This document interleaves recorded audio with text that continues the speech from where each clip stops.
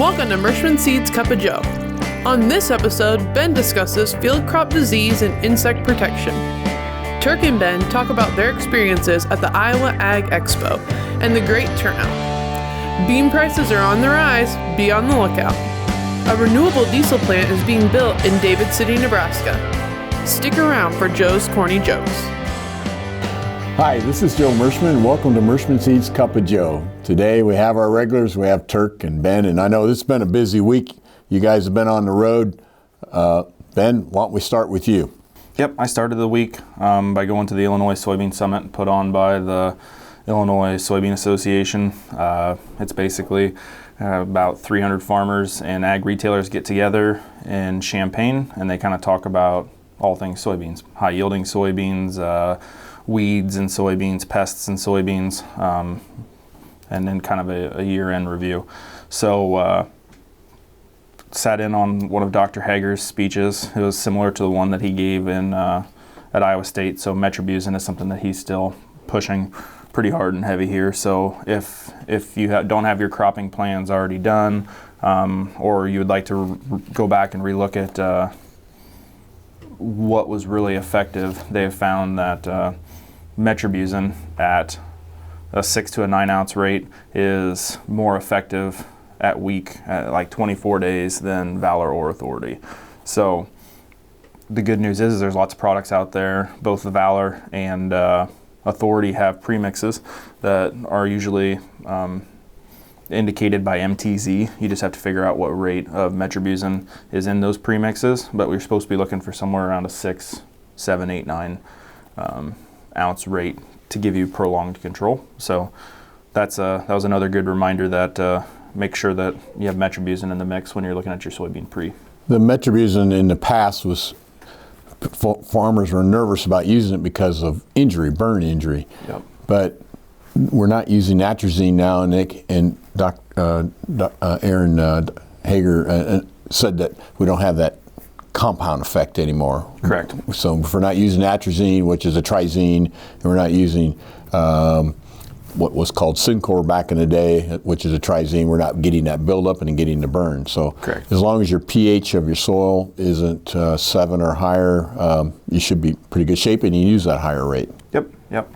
So like I said, that 6 to 9 ounce rate is usually pretty effective on the weeds. Something else that we talked about, Chris Ehler, he's been on the show before, but he was talking about earlier soybean planting, and he famously does that. He's on Twitter, he's at BeanDork if you wanted to go follow him, but he talks about, he didn't get it done in January this year, but he always wants to stress the beans as much as possible and put them in the ground as early as possible, and he does it on a small scale, but he was really pushing how April 15th, or as soon as your crop insurance data is there, if the ground is fit, planting beans early is really beneficial. So getting the beans in the ground before your corn, if the soil conditions aren't absolutely ideal, that's something that we should be pushing for, and that's kind of the low-hanging fruit. The philosophy is get a little more height on it, so you get more nodes, places to hang pods. And what's he say? How many bushels is he saying are basically out there for free? It was 5, 7 bushels? 6.5 over a 10 or 13 year period. But there's certain years where everything clicks right. It's worth 10 to 15 bushel advantage. So be ready to plant April 15th, ground permitting. Yep. Beans aren't near as sensitive to that cold, freezing weather that we initially thought that they were. They'll take a lot more than we give them credit. They're not a sissy plant anymore like we always thought they were. And corn, on the other hand, is much more susceptible to that cold weather. Yep. His numbers that he uses is like 42 to 44 degrees soil temps, but you want to see that on the incline for the first 48 hours. 24 gets you really tight, but 48 hours, if you can see a consistent soil temperature rise from 42 to 44 in that range, that's the numbers that he is using. So. Yeah, and you don't want that first drink of water to be a cold drink of water. You want it to be a warm rain. So temperatures better be going up if you're planting it in soil temperatures that cold. Yep, and he's planting soybeans at 2 inches deep at that point. So the good news is by the time we get to federal crop dates, we're usually at those temperatures or above. Pretty close anyway. So one of the other things that he talked about, and we can continue on with the Illinois a lot of his data that he had in his presentation, and a lot of the data that they presented on came from the 2021 applied research results for field crop disease and insect management from Illinois Extension. So they have a table of contents there, and I'll just list off. So they did a year-end review, how much moisture they got, what the climate was like. They do an insect review on Deck-D stem borer is a good one. So if you want to know if you're in a county or a region that has a lot of Deck-D pressure, last year was a pretty heavy year. The year before was a little bit of a lighter year in southern Illinois. So if you're in those areas, that's a good resource to look at on what the pressures look like. They had a Japanese beetle review. It was a pretty soft year when we're building back up. 2 years ago or 3 years ago was a big boom, but those levels have a tendency to ebb and flow, and the Japanese beetles are probably working on an incline. So expect this year or next year we're probably going to be working on spraying Japanese beetles, bean leaf beetles. They gave populations on all that stuff. So those are good to look at by county, by region, on what the pressures look like and knowing what the cycles of those are. They had what I found really interesting, because it's something that we are struggling with, or it's a challenge on our own farm, is they have a lot of different studies on corn rootworm, and this is one of the first years that they have positive data on dry insecticides and liquid insecticides in furrow as compared to a BT pyramided trait. So the products like Aztec and Capture are actually better than than planting just a standard BT, whether that be a Smart Stacks, Duracade, Chrome product. The addition of an insecticide is better, and in fact, an insecticide with a double pro is as good, if not better, than planting just a straight Smart Stacks. So we're starting to see tolerance to these genes then, aren't we? Yep. So. Yep. It was a pretty big topic this year, but I hadn't found a lot of recent data when I was trying to find data when we were fighting this in the middle of summer on what we were going to be doing different on our farm this year. A lot of the studies were from the 90s and early 2000s, and now the universities are working hard to get different counts and yield response to these soil applied insecticides. So well, the application equipment's so much better now than it was back then when they were doing that testing. It's got to be a different result. Right. So they are seeing positive. Aztec, they had a whole study just on Aztec HC evaluation. One of the other things that I found interesting is they're in a first-year study out of a 3-year study that they are doing biocontrol of rootworms, and they're using non-host crop affecting nematodes. And they had some pretty positive. One of the first things that they were studying is, okay, if we apply these nematodes in furrow, what is the percentage that are still alive when they're doing their counts? So they're seeing if it's even an option, much less to see if we're going to get yield response out of that option. And I think the numbers that I was reading this morning were something like 40-some% of the nematodes that they applied were still found in furrow at a later time in the season. So they're definitely working on things from that rate. And they also had studies on which of the fungicides are most effective against tar spot. They had some other corn leaf diseases, but tar spot was definitely one that a lot of growers were talking about this year. And I'm reading off of their data here. So some of the products that they were using was Miravis Neo, Triva Pro, Lucento, Domark, Delmar Complete, Delaro Complete, I apologize, Valtima, Approach Prima, and Headline Amp. And they gave their ratings and the yield, and one of the statistically significant, there is no statistical significance on how they measure it in a couple different directions, but Miravis Neo seemed to be a very good fungicide at controlling the tar spot by keeping the percentage of leaf area index at the lowest. But we'll link to this so you guys can definitely take a look at what are some of these options, because I know that they have in the Crop Protection Network, they have a list of this, but it's interesting to get it by a state view to look at the rough data as well. So when you're looking at that, make sure you're looking at the severity of the leaf area index, and they have 2 different time frames in the year there, and then you're also going to want to look at the yield, because the yield is ultimately what you want. So That is a little bit of what I had this week. So, Turk, you were in Des Moines. I was in Des Moines. The Iowa Ag Expo was in Des Moines this week, and tremendous turnout. We talked to so many of our friends and customers and people just interested in one. I think I talked to people from Illinois, Minnesota, Nebraska, all of Iowa, Missouri. It was one of the best shows that I've been to in a long, long time for numbers of people coming through and wanting to talk and wanting to visit, and everybody had a smile on their face. Is it the second or third largest indoor machinery show? I believe they're saying it's the second now. It was a really good show. A lot of farmers were talking about there were still some corn and beans that they hadn't positioned yet, and kind of watching the markets. A lot of questions on markets and what we felt they were doing going to do, and I just think that it was a great show, and I think it's going to be continue to grow more in the future. Yeah, when I was up there, it's fun to listen to how all the growers. I mean, very rarely, unless you're in like a big field day or an appreciation dinner, do you get that many growers in one spot, and to hear some of the growers that were from, the southern half of the state talk about how well they like the McKinleys, how well they like the Kennedys, the success stories from the products that we had this past year. It was a good show. A lot of comments on where did the crop come from this year? How can this be? And we had those discussions on what we've talked about on Cup of Joe many times. On you didn't have any disease early on, and everybody really had a healthy plant out there to be able to finish the year, and that really makes the difference. And so keeping that plant health up is the key to success. We really showed up this year. So no, it was a good show. On the markets this year, this week, Joe, we also had a lot of fireworks, a lot of excitement.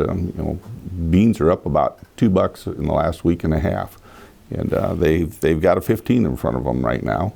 And corn's got a 6 in front of it. Corn was actually down a little bit for the week, but beans continue to be going up, and so couldn't come at a better time with the crop insurance averages coming this month. Discovery period for crop insurance is in effect, and as of right now, if they set that, it'd be about $13.90 on soybeans and $5.73 on corn after 1 week of discovery.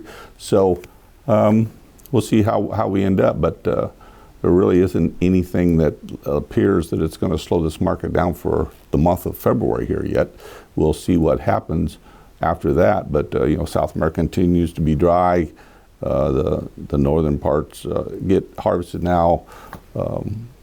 There's big announcements for exports to China, and so just everything's kind of come together to keep this market rolling. A little less emphasis on Ukraine this week.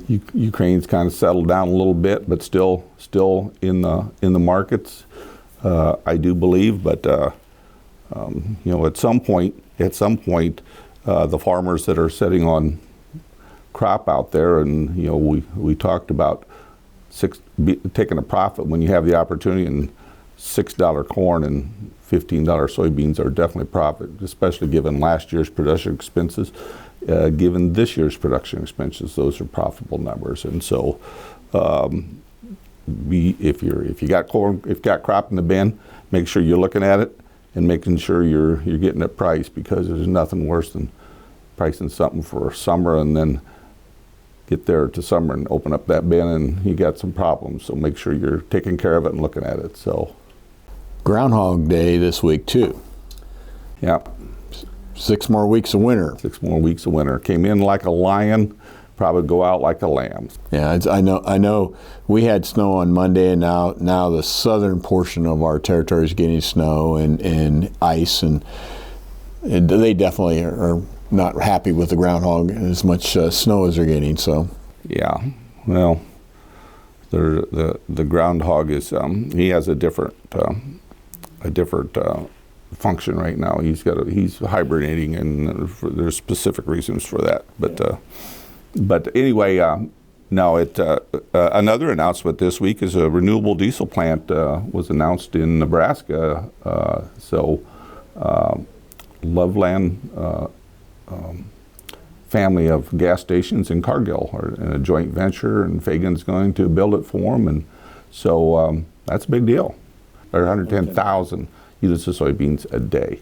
So, and that'll come online in 2024. This regenerative diesel and jet fuel is going to make a difference in demand for soybeans. So we're going to be exporting meal instead of soybeans in the future. That's about all I got, Joe. Okay, well, I just wanted to go back a little bit to one of the last speakers at the Independent Professional Seed Association a little over a week ago, and a guy named Jake Wood, former Wisconsin football player, Marine. Told a story about his life, how he likes to, he wants to do service to his country, and is at an age of, I think he was 7 or 8 years old. He was at one of the concentration Holocaust camps over in Austria, and made a decision at that age that he wanted to help people. But anyhow, he gave a really good talking about, so how do we conquer uncertainty, and he talks about in a battle, and this goes back 500 BC, a guy named Hercules, and he said if there's 100 men going into battle, there'll be 10 that shouldn't be there. They're adding drag. They really don't know why they're there. There'll be 80 that they call the sheep who follow but are not vested, and then there's 9, and you're lucky to have them, that get the job done. They're the guys that always you can count on, they'll get it done. And then 1 is the warrior. And their job is to bring all the others home and lead them through adversity. And when you look at your organization, if you would apply that, I bet you'll find the percentages hold up.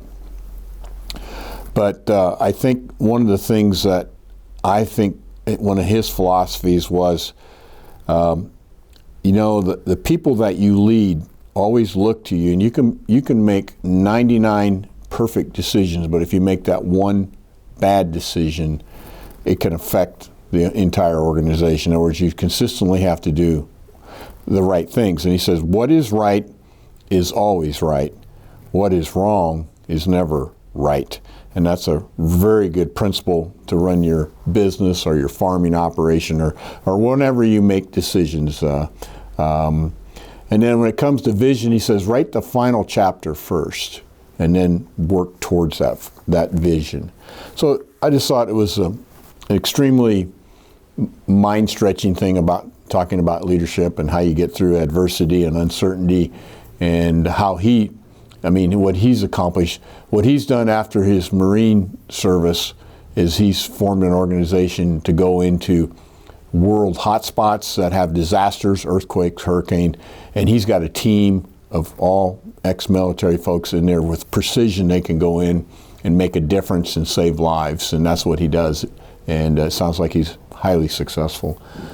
Anyhow, that brings us to corny jokes, and I got 3 of them here. Okay. Okay. All right. What do you call a crazy chicken? I have no idea. A cuckoo cluck. Okay. All right. Now this one here. Now this is a question here. There are these farmers. Okay. Let's call them A, B, and C. Which one of them is best with medicine? Farmer C. Farmer C. Farmer C. Farmer C. Okay. Okay. All right. Yep. Now, I just want to give all the guys out there a big heads up, okay? Valentine's Day's coming up. You need to get your game in play, Who always has a date on Valentine's Day? Who always has a date on Valentine's Day? A calendar. Yep. That's pretty bad. Anyhow, thanks for watching today, and those of you listening by podcast, we appreciate your business. We hope your family is healthy and safe, and we'll see you next week.